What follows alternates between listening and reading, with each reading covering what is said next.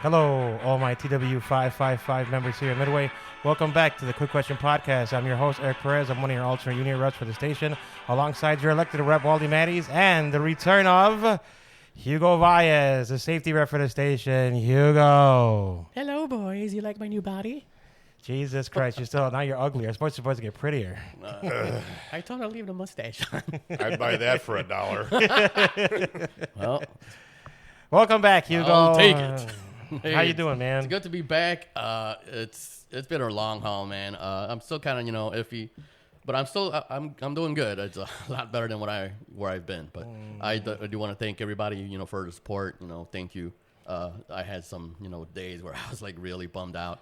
But lots of thanks to those out there who gave me that support. Yeah, when I visited you guys. When I visited you, it didn't look too good, man. Well, any kind of when I didn't have my makeup on. Hey, you didn't. Actually look better then. Yeah, but that tube down your nose and that goes down there, that was not cool. Yeah, the limited tube. Sponge bath may have left a little bit of a funk. Yeah, a little bit, just a little. Anyway, it's great to be back, and I do want to say you guys had a lot of good times over there at Texas, right? Texas Live. Congratulations on that. Your 25th anniversary. No, it sucked. No, it sucked. I mean, I wouldn't say it sucked, but it was way overcrowded. Yes, it was. That's what it was. That is what it's it a great place. Yes. Yeah. It was a great time. Free food. The food was phenomenal. I liked the food. It was all briskets. I mean, got flared out, but still, I could not deny that. It's all you can drink, right? Yeah, all you can drink and whatever you can drink. Yeah, whenever you could get a drink. It took forever to get one. I had to double it was too crowded. And they had a lot. It was just too crowded. That was the only thing wrong with it. It was just too crowded. Other than that, the place was beautiful. Was it hot there too? Actually, no. It was actually pretty nice. Weather was beautiful. Yeah, it was like 70 degrees, 65, 70 degrees. Well, at least you had that going for you. Yeah, I got up to like the mid 70s, maybe mid to high 70s was the highest. Yeah. All right. I'm not trying to really negate you guys to go to the anniversary party. Go check it out all you want. It's. I mean, if it's your cup of tea, it's your cup of tea. For us, it really wasn't. I mean, to see everybody that was cool, to hang out, it was pretty cool, but you couldn't really do anything because it was just so tight. Yeah. So, but if you want to go ahead. That's what I said at one point. We found our own little corner where it was in one bar where there was some room. We got a little comfortable, and it seemed like a good amount of Midway flocked and ended up getting over there, probably by text message, word of mouth. Yeah. And then I said at one point, I said we could have just invited everybody to C's and sat there and did the same thing. Yeah, pretty much. We didn't want to go anywhere because it was so crowded. Yeah. I mean, like I said, it was cool, but it was just so overcrowded, man. Yeah, and they said it was a record number that went there. Wow. So over 10,000 people. Whoa. Yeah. So sounds like a lot. But welcome back. Yes, welcome back, Hugo. Thanks. So what do we got? Let's start off with a seatbelt group grievance arbitration ruling that we ended up losing. So there was a group grievance put in by the union on the final warnings they've been just given to us, and because we think it's completely wrong. We get it. We get seatbelts, a big thing going on right now, but straight to a final, that's kind of ridiculous. But we ended up grieving it, and unfortunately, we lost. So the company still can give us final letter of warnings for wearing a seatbelt. So it's kind of hard to fight seatbelts because it's safety.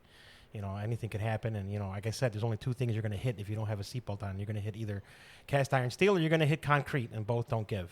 So, it was kind of hard for us to fight, but unfortunately we did lose. So the thing is, what they did say is that they have to be just in giving you that seatbelt final letter warning. That's the only thing that maybe we won out of it, but other than that, anything could be. If you don't wear your seatbelt, it's a final letter warning. That's just. That's just enough. I don't get it. So it's justifiable, yes. not wearing your seatbelt on a belt loader going to the plane. So. Yeah, that's just. Even if you're pulling up a belt loader, you have to wear. You your have to wear. Yep. If a vehicle is in motion, pulling it away, it doesn't matter. If a vehicle is in motion, you have to have a seatbelt on. So unfortunately, guys, please put it on. No matter what. When you get in, just get in the habit of just putting it on. Because unfortunately, they're going to keep doing they're going to keep the final letter warnings, and Wally, correct me if I'm wrong, but they're not even doing anything with them locally here when you grieve them. As of right now, because there's still some that they want to take back to MedArps, I believe, if I'm not mistaken. So at the station, all they're offering is early pulls, final warning letter, early pull. That's all they're offering. So as of now, my instructions are just to send them up. Send them without because they're still working at them at a higher level. Okay. Yeah, so I guess just wear your seatbelts. Moving forward, I think we're gonna move on because there's a big one is gate readiness. Wally, I think you wanted to lead that one. Yeah. So I spoke with management about gate readiness because we've been seeing write-ups for gate readiness. Majority of them are for not having it started 10 minutes prior, which I think is fucking stupid because they give you a time to have it done by. They're supposed to have it done by the time the brakes are set. They actually gave us I got a sheet from one of the managers. It's compliance for it is turns and terminators. You steer at least 10 minutes before the inbound brakes set. For originators, at least 45 minutes. And then it had to be completed before the brakes were set. For originators, at least 35 minutes before push. Wow. I don't understand, and I got from local management that it's direction they're getting from above them. And I actually might try and call because I know who they're getting it from to see if I can get some better answers because I don't understand why as long as it's done by the time the brakes are set, who gives a shit what time you started? As long as you get it done in time. That's the way I see it. Yeah. But local management, their directive is it needs to be started at least 10 minutes prior for a turn or a terminator. So that's why we've been having, most of but majority have been discussion logs, but most of them have been for not starting it early enough, not finishing it in time, but not starting it early enough. So that's something we're still working on and trying to get some, I don't know, argue about it with them some more. And I'm going to myself make some phone calls and see if I can get some more clear from up above them. Well, I hope they give leeway to when they have gate changes and swaps, From what I'm hearing, if you're on a back-to-back flight and you can't get to your next gate, there is an option on your scanner that says, "Oh my God, I wish I wrote it down." But there is an option that says that, or flight on hold. There is an option on your gate on your scanner that says that should, or I think it's the space where you can actually leave a note saying that you're on another flight. Oh. There is. You have to put that if you're on another flight and they expect you to have your gate readiness. You're supposed to put on the scanner, let them know that hey, you're still at that flight. For what I've been told, the scanners have been actually a pretty great option for a lot of information. They've really made some upgrades to it, and you get a lot of info, and you're able to put a lot of info into the scanner. 100% honesty, I can barely use a scanner to run bags. I haven't been I haven't used them enough, and I haven't worked a gate in years. Yeah, I mean, so it's kind of weird. Just for I mean, transparency there, but yeah. I mean, but what I've been being told by agents and a lot of other people is there's a lot of options with the scanner.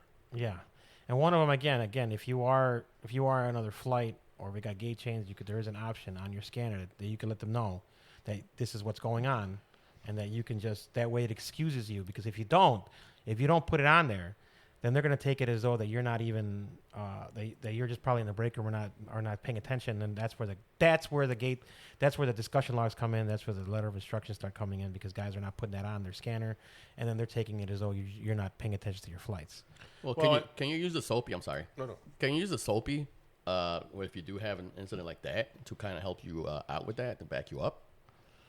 I mean, people don't know yet. People don't know that option is on their scanner. That's the thing, they don't know. But I mean, once that happens, once you put it on there, then it excuses you from the gate readiness by your next flight. At least that's what I was told. All right. But again, look for that option on the scanner. That way you can let them know if you're trying to go from one flight to another and they want you to get your gate readiness 10 minutes prior, and you don't got that much time to get there. So, anything else for gate readiness, Wally? All right, we're going to move on to now we're getting a lot of this is working until you're off time. So we actually had somebody come in today asking about that. Yeah, they're coming in every day. Right after you left, somebody came in John, again. So everybody, yes, you have to. They can keep you till you're off time. There is no 5-10 minute. I mean, it was on my first podcast, so we're going to repeat it again. If you do have to leave, if you do have to leave, you got to get out on time. What you have to do is that before the flight even comes in, you got to let your soup know. It goes, hey, this is going to get past my time. Is there a way you can get somebody to come and, relieve me so I can get out on time? Okay, so there's two things that can happen. One, he's going to probably find somebody. But if you get the other one, you get that one soup that says, no, I can keep you all the way to your off time. You're going to stay here. If that happens, then you got about three options. One, you can stay all the way until the flight and then just leave. If it goes past your time, you can get paid the overtime. Option two, you can stay until you push the flight out, and now since they didn't get you off the clock by your time, they owe you 45 minutes of overtime. And you go to comm, you're like, hey, you guys didn't get me. You go to comm, you let them know, hey, you guys didn't get me off at my time, so I'm going to be here for 45 minutes. And unfortunately, you have to stay 45 minutes in order that. Now, if the soup says, no, we don't need you, go home. If you go home, you're not going to get paid. But if you do want to stay for your overtime, you say, hey, look, you didn't get me out on time. You got me for another 45 minutes. If you're not going to put me nowhere, I'm going to be in the break room, and you can come get me. But make sure they say we got nothing for you to do. If they give you something to do, then you got to do it, unfortunately. But if they don't got nothing for you to do, you stay. And if they try to argue, say, hey, no, we told you to go home, then that's when you come to us, and then we'll take care of it from there. And make sure you let one of us know. I don't want to cut you off. No, go ahead. Because I know that they can keep you to your off time. There's no such thing as a cleanup time. But there's also a matter of whether they should. And a good supervisor knows how to move their people, and that shouldn't have to happen unless there's no other option. Yes. So if you get a supervisor that just doesn't want to do anything and just wants to keep you because they're, for lack of a better term, lazy and don't want to, know how to run their zone, then that's definitely when you come to us, because I know that management doesn't want these things to happen where you need to be kept, or if there's another option, if they know how to do that, it's only if there's no other option. Mm-hmm. They expect their soups to know how to run their zone as well. They expect them to do things properly as well too. Now it's a matter of, can they? Yes. Should they? Nobody wants them to. Nobody wants you to be there during that time. We've conveyed the fact that most of us catch a bus, and then those only run every 15 minutes. If you don't get out on time, then you're looking at a half hour before you even get on a bus, before you can even get back home. That's unnecessary, and it's especially when you have all these people here. Yes, I could imagine if we were really, really short staffed, but no, I mean we got all these people, and then we got 70 more from O'Hare coming. Right. So I mean, right. You have people. So the last option, it's not reasonable. No, the last option is if you have to get out of here on time. Then depending on where you're at is when you can, well, not when you can leave, is when we say we think you should leave. But remember, if you do leave early, you're probably going to get written up. So try not, if you're going to leave early, just know that that's going to happen, because most likely the soup's going to do that.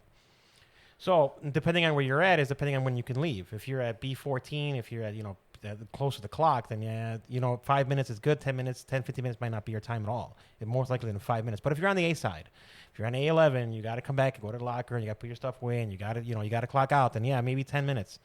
The 10 minutes at the most. I wouldn't go past that. We have to argue. Mind you, you're going to get written up, and we have to argue to the station manager on why you left early. Don't get me wrong; they're very lenient. Dave's one we argue with, and he's pretty lenient. He can be a jerk at times, but he does empathize with us. Condescending prick. That was Wally, not me, Dave. So, but anyways, he tends to know. He tends to understand, and if he sees the fact that you were on the A side and you had to come all the way back, then he'll probably pull that letter. But again, if you leave 15, 20 minutes earlier, don't even show up to the flight, I can't do much for you. He's not gonna do anything with that. But 5, 10 minutes, he just might. So just remember that if you do decide to leave 5 minutes early from your flight, you're probably going to get written up, and then you guys got to come to us with it. But other than that, you saw the other two options. Anything else to add with that, Wally, or no? No. Let's be fair. It's not something that happens every day. Mm-hmm. It's not. If it's something that happened every day, then there'd be a definite problem. But this is something that's, it doesn't happen all the time. So you would think that a soup would be able to use better just judgment. let them know ahead of time. Don't tell them, hey, I get off in 5 minutes, I'm leaving. Yeah, no, you can't do that. Like you said, if you could see that you have a flight coming at this time, say you get off at 2 o'clock, you have a flight coming in at 1:40 or whatever, and it's going to run past your off time. Hey, listen, I got this flight coming in. Obviously I'll be here for the download and everything. I don't know. I get off at 2. Can you look for another team to come out there and finish the flight off? And they're supposed to or should get in touch with the comm and to see about coordinating another team out there. Right. But if they just flat out say, nah, I don't want to do that, then that's on them, as far as I'm concerned. Right.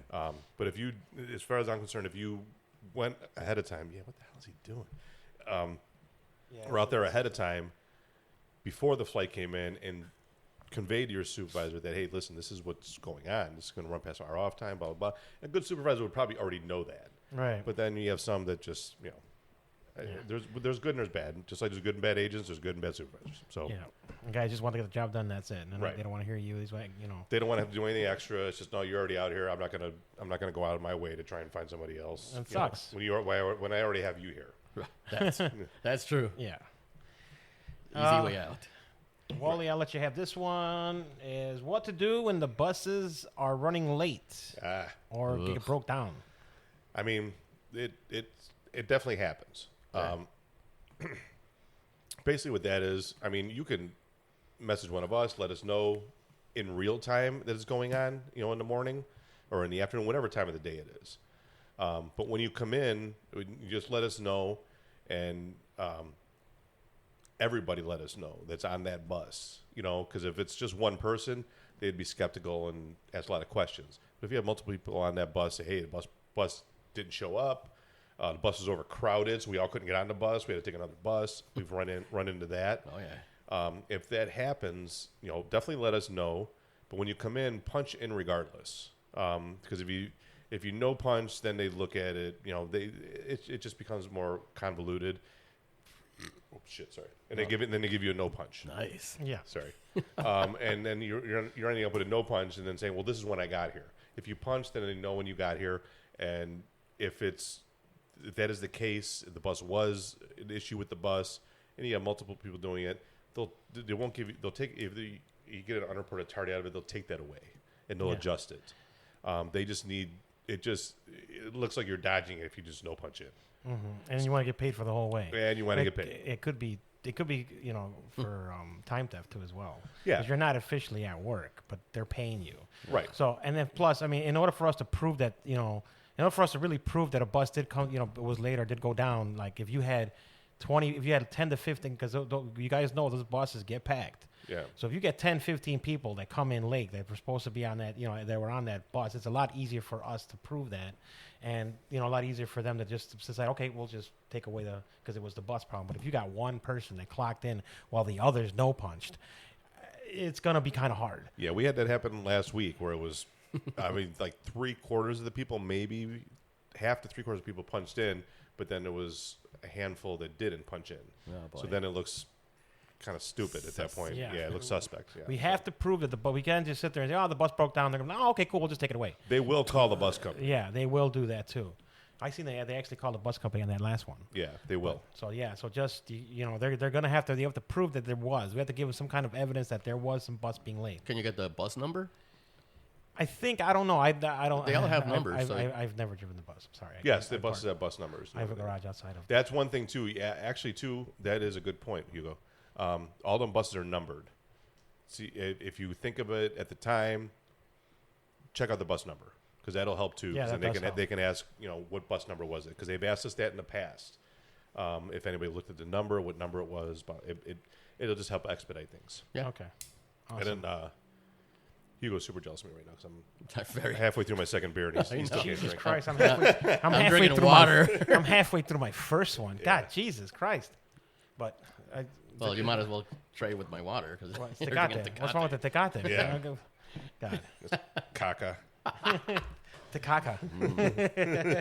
Straight from the sewers of Mexico. All right. Non-distilled. Rather drink the water. Yeah. You would rather drink the tap water. Montezuma's revenge. I'd rather drink tap water in Tijuana. All right, let's turn to some safety stuff. Okay, we got since of course we got Hugo here, but unfortunately he's been out, so we've been Kurt Petrat has been our safety guy, and he's been doing PK, President Curtis. President Curtis has been doing great so far, but he's been letting us know what's going on with the new concrete projects going on. So I sent you the picture, Wally, of what it looks like. I don't know if you want to look at it now. But You sent it? Yeah, I was trying to decipher it. I sent it to both of you. I feel like you can't drive near or around it. So it looks like B10 is first, right? The corner. Now I'm gonna post this picture along with when I do post about this on Facebook. When I post a new episode is out, I'm gonna post this along with it so you guys can see what it's going to look like. It looks like B10 is gonna be first. It's gonna start on Monday. They're actually gonna change the. Now watch this. The way it looks is that they're going to change the service road. It's going to go in an angle towards the A side, starting at B12. And it's going to just cross right over. It looks weird according to this picture. Again, you guys will see it, but again, the service road. Two? Oh, no, the first one, because the one that starts on Monday. Oh yeah. So. Yeah, that's what it looks like. It looks like they're going to start the service road. It's going to go in an angle going towards the A side, starting at B12. It looks really weird from what I'm seeing, but that's what's going to start Monday. They're going to repaint it. They're going to try their best to do the paint job as best they can. Well, I really forgot too. I was they sandblast out other zipper road. I don't know. I was also told that hump on the back of B12 there, like past the fuel pod, where Hurricane jacked up his leg. Yeah, I was there. They're removing that. Oh, they're finally going to remove that, man. Thank God. Complaining about that for years. You know how hard it is to pull carts onto that thing? It's ridiculous. They told us today they're supposed to be getting rid of that. Thank God. It's going to flatten that out. Yeah, because you can't put the yard there because of that stuff. But anyways. I've taken pictures and sent it multiple times. Yes. You know how many people pulling a cart, and as soon as it hits that, the fucking handle shoots sideways. Yep. So the cold bags will still be at B8 at that time. And then once midsummer, then once B10 is complete, they're going to go to B8. And then hopefully, right now, they're not sure yet, but right now they're looking at obviously going back to B16 for the yard. Well, for the cold bag yard. So just be aware of that. Wait, so B8's still going to be open while? Yes, while B10's being worked on, B8's still going to be. I hope they will give them a face mask, because when they start breaking that concrete and they start cutting it, all that powder and dust is going to fly over there. Well, that's what we need to do there, Kevin. I'm going to... Powder, well, actually, dust. Yeah, that's a good thing. Make sure you call good old President Curtis and make sure he brings that up to them. Please. Yes. Well, Hugo will be back next week. He can bring it up to him. Yeah. He'll be back next week. Next week, right? Next Monday? No, Tuesday. Oh, Jesus Christ. We'll see you next Tuesday. Yeah. Yep. How dare you? So, you guys. I resemble that remark. Just a heads up. I guess they did it today. They finished it today. The fridge in the break room, the big break room on B14, the one that was broken, is now fixed. They were hoping to fix it, but they don't have to buy a new one. But now they got it fixed, so hopefully it stays there. Hopefully it's not 2 degrees anymore. Yeah. Man, what? That thing stunk. If anything you put on top froze. Yeah. Oh my God. Yeah, I did my milk and everything. Well, I should have put your ice cream in there then. Yeah, I did. Wally, you got anything else, man? The only other thing I have is we've had I guess you call it uptick in meetings. By the way, I've had some talk/arguments with management about these meetings, because they've had a lot of meetings recently where the meeting is scheduled for, the fact finding says whereabouts/time theft. I don't feel that a lot of them, if some of them are, and I think they're kind of putting a lot of stuff in one category that's not in that category.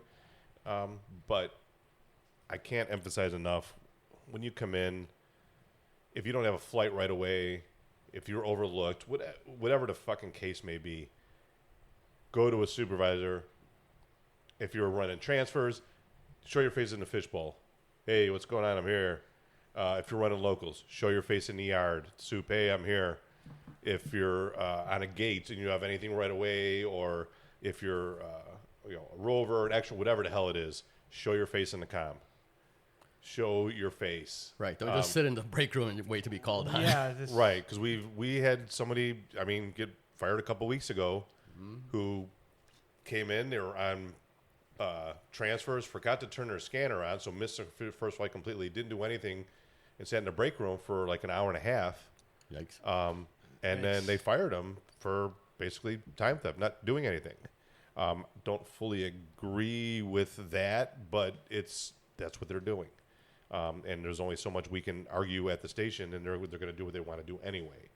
Because we've had some that are just bullshit, and they don't end up being time theft. So I've been arguing the fact a lot of them that they're labeling and giving out fact findings for time theft that just are not fucking time theft or whereabouts. We had somebody who was late to a flight. Shut the fuck up. Sorry. I didn't say anything. Yeah, forgot recording, huh, Wally? Yeah, sorry. That's all right. Just report to somebody. Period. Yes. Just Scott, report. Just show your face. Say, hey, I'm here. Let me know if I have anything, or and turn your scanner on. They're not going to buy the excuses. You're not going to go a whole day without having to do any work. So if you sit in a break room and just say, oh, they didn't give me nothing, so I didn't have to do nothing, that you're going to get fired. Yeah, easily. They fired Stallone? Jesus. You like that? Hey, yo. What's say? Easy, Rock. It's hilarious. All right, so the last thing I'm going to talk about is actually, so everyone's saying that what's with this gate readiness, all the gate checks and all that, and how are we doing? This is messing up the Midway and all the stuff in our numbers, blah blah blah. Well, actually, guys, Houston and Midway ended up tied for Station of the Year. And we were told this by Rhonda and Q. And they wanted to thank you guys because you guys are a big part of why this station is succeeding so much. I know it looks bad, but especially with gate readiness, we're not going down. Actually, we're improving on gate readiness and then the gate checks as well. So, congratulations to you guys. You guys are actually doing a really great job. They wanted us to make sure you guys know that. They also wanted to, Q wanted to let you know that, hey, we know the 10-minute mark. We know we don't like a 10-minute mark, but if you're not doing anything, they're not saying you have to. You don't have to. There's nothing requiring you to, but they're asking you if you want to get out there a little bit even earlier. That way you could start it. That way, in case if you're not doing anything, that way you don't have to run into that problem. They're not saying you have to because you don't have to. That's an argument that they will continuously throw at us is your flights and ranges should be out there. Right. That's what they're going to continuously throw. Rarely, most flights are 20 minutes out at least when they call in range. So, that's their argument they're going to keep throwing out there every time. Yeah. So, if you're not paying attention and you're in range and you're just sitting in there like, I got 15 minutes. I got 10 minutes. Then if you don't do the gate readiness within the 10 minutes, you're not saying you should be out there then. You should be, but if you're not doing it within the 10 minutes, you could get written up. You could. That's a risk. So that's why they're saying if you're not doing anything, if you're just hanging out, you got plenty of time, just go out there a little bit early. That way you don't have to worry about that. You don't have to worry about whether you're going to be on time or not, whether the gate readiness is going to be on time or not. That way you can just get it done and get it done, and we're done with it, and you got to deal with it anymore. So, but again, you guys are improving. Unfortunately, Houston did get us by a little bit. It's just a little bit. They had their goals. There was some variable that was different than the reason they got it, and that's why they got it. And and they're saying, look, we could have got it. If we would just push a little bit harder. But they're not saying that you guys are doing bad. They're saying you're doing phenomenal work out there. Just keep it up and just keep going. Keep doing what you're doing. The crazy part is, and what they told them, maybe I should be telling you guys, maybe I shouldn't. But Houston, do you guys know what they actually got? These guys. I did because I was standing there when Rhonda told you. Was it a new pushback? No. So we all got a party. We had a good time. So everybody in Houston, for having Station of the Year, everybody, freight, T-Point, ramp agents, ops, customer service, mechanics, everybody's getting $500. Wow. 1 year after us. I love the party we had. I love getting dunked because I remember I got dunked in the water tank a lot. But $500 is still $500. Right. Who couldn't use $500? Yeah, I could love $500. Yeah. Right. You can finally get that PS5, Wally. You always wanted. But now you have to wait till hopefully next year. But again, they did. The leaders wanted me to let you guys know that you guys are doing a phenomenal job. Keep up the good work and just keep an eye on your stuff. Stay focused. And that's it. Awesome. So that's it for us. Are you done right here, Wally? Yeah. I know you got shit, Wally. I know you got shit, Hugo. So I got nothing. But hey, I know. But since you've been out this long, I know you got something for these guys to watch while they're waiting for their flights. Sure. I was watching a show called Ponies. It was actually person of no interest. I was just kind of curious about it because Amelia Clark was in it. The mother of dragons. Oh yeah. Yeah, we know who she is. They're actually CIA. They were. They were. Stefan's co-star. They were actually CIA. What do you call those people that just fucking? Oh, secretaries. Okay. They're secretaries who had husbands who were agents, CIA agents who were killed off by the KGB. They themselves turned into agents. That's why they're called ponies, because person of no interest. It was actually it was quite a fun watch, because I actually saw the previews for that. I haven't watched. There was a lot of twists and turns on this. Like, oh, okay, cool, and you know, maybe I will watch it now. Yeah, can't wait for season 2 now. So Nice. good watch. Wally. I have not. Since I've been back to work now, I have not been watching shit. Oh, come on. It happens. Not a movie or anything, huh? What the hell did I watch? I was not prepared for this for some reason. I have not watched. Well, if you have nothing to worry The about. back of your lids. No. Yeah, no. I mean, I rewatched.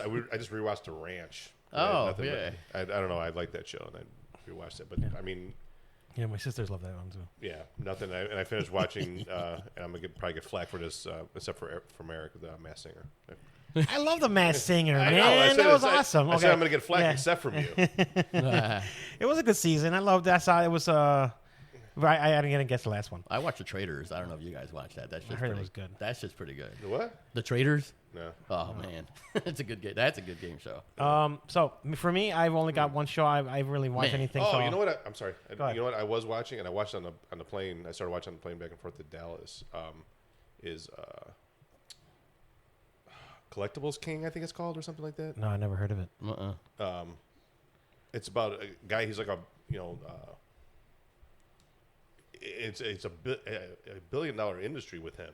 Mm-hmm. Something Golden, his name is, but he's got a whole business where they auction off collectibles. They get collectibles from people. They get on consignment or whatever it is. And like the first episode was like a Jackie Robinson jersey. They went for like $7.2 million. Jesus shit like that. Christ. Yeah, and there was like shit like Beanie Babies. There was like Damn, not bad. like a Steph Curry card, rookie card, or some shit like that. Nice. That's gotta be. And it was like all kinds of different stuff, and like kind of like the whole story about how they, they auction them off, and who had them, and going back and forth, and it's pretty cool. Nice. Really interesting. I got two. Well, one's real quick. It's starting this Sunday. Is season 4 of From. I don't know if you guys ever heard of that. Sunday? Yeah, starting Sunday, man. Here we go, Nice. man. I think I might try and watch season 3. Man, to that look, Yeah, guys. a good cliffhanger. If you want something to scare the shit out of you, this is it. This It's is a a really good show. freaky-ass It's show. a really freaky show. These people get stuck in a town they can't get out of. They try to get out of, and then at night these things come out and just try to kill them. And it's great. It's great. They The look season- like something out of like the 50s, but Yeah. they're actually like fucking demons. Like their face man, changes and shit like yeah, that. it's just creepy, man. But again, it's called From. Season 4 starts on Sunday. But the show that I'm going to promote right now is called The 3-Body Problem.